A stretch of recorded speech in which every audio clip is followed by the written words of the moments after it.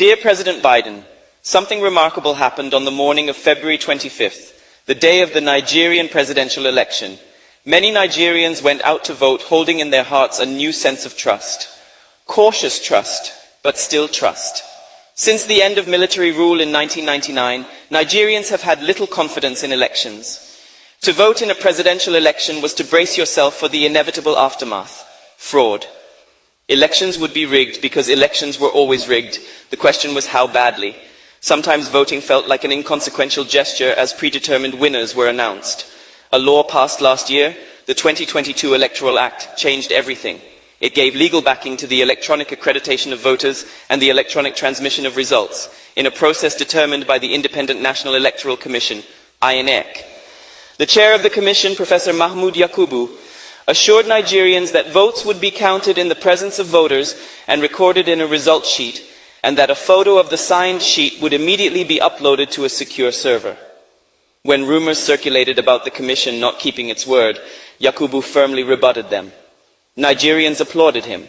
If results were uploaded right after voting was concluded, then the ruling party, the All Progressives Congress, APC, which has been in power since 2015, would have no opportunity for manipulation. Technology would redeem Nigerian democracy. Results would no longer feature more votes than voters. Nigerians would no longer have their leaders chosen for them. Elections would finally capture the true voice of the people. And so trust and hope were born. By the evening of February 25th, 2023, that trust had dissipated. Election workers had arrived hours late or without basic election materials. There were reports of violence, of a shooting at a polling unit, and of political operatives stealing or destroying ballot boxes. Some law enforcement officers seemed to have colluded in voter intimidation. In Lagos, a policeman stood idly by as an APC spokesperson threatened members of a particular ethnic group who he believed would vote for the opposition. Most egregious of all, the Electoral Commission reneged on its assurance to Nigerians. The presidential results were not uploaded in real time. Voters, understandably suspicious, reacted.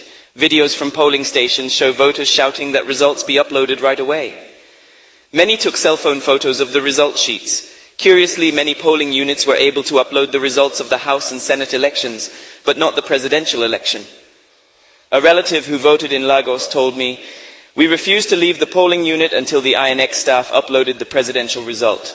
The poor guy kept trying and kept getting an error message. There was no network problem. I had internet on my phone.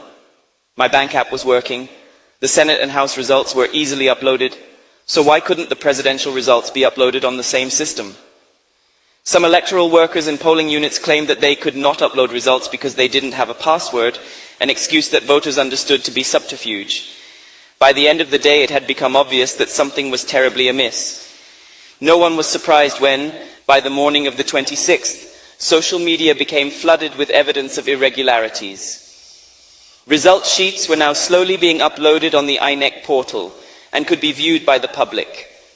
Voters compared their cell phone photos with the uploaded photos and saw alterations, numbers crossed out and rewritten.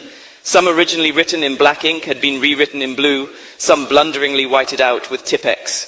The election had been not only rigged, but done in such a shoddy, shabby manner that it insulted the intelligence of Nigerians.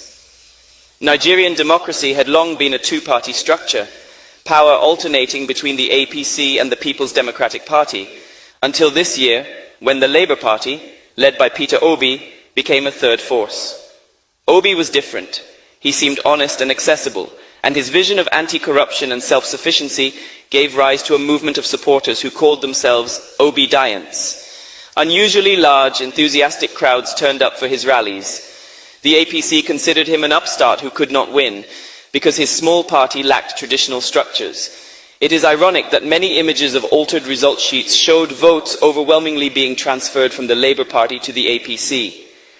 As vote counting began at INEC, representatives of different political parties, except for the APC, protested. The results being counted, they said, did not reflect what they had documented at the polling units. There were too many discrepancies. "There is no point progressing in error, Mr. Chairman. We are racing to nowhere," one party spokesperson said to Yakubu. "Let us get it right before we proceed with the collation." But the INEC chair, opaque-faced and lordly, refused. The counting continued swiftly until, at 4:10 a.m. on March 1st, the ruling party's candidate, Bola Tinubu, was announced as president-elect. A subterranean silence reigned across the country. Few people celebrated. Many Nigerians were in shock. Why, my young cousin asked me, did INEC not do what it said it would do? It seemed truly perplexing that in the context of a closely contested election in a low-trust society, the Electoral Commission would ignore so many glaring red flags in its rush to announce a winner. It had the power to pause vote counting, to investigate irregularities, as it would do in the governorship elections 2 weeks later. Rage is brewing, especially among young people. The discontent, the despair, the tension in the air have not been this palpable in years. How surprising then to see the US State Department congratulate Tinubu on March 1st. We understand that many Nigerians and some of the parties have expressed frustration about the manner in which the process was conducted and the shortcomings of technical elements that were used for the first time in a presidential election cycle, the spokesperson said. And yet the process was described as a competitive election that represents a new period for Nigerian politics and democracy. American intelligence surely cannot be so inept. A little homework, and they would know what is manifestly obvious to me and so many others.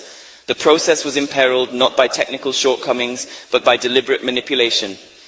An editorial in the Washington Post echoed the State Department in intent, if not in affect.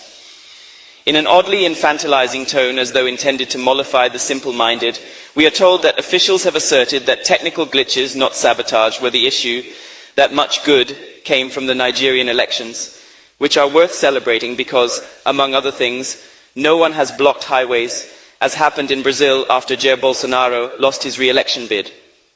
We are also told that it is encouraging, first, that the losing candidates are pursuing their claims through the courts, though any casual observer of Nigerian politics would know that courts are the usual recourse after any election.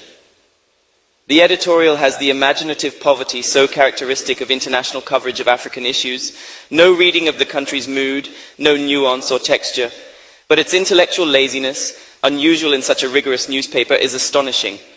Since when does a respected paper unequivocally ascribe to benign malfunction something that may very well be malignant, just because government officials say so?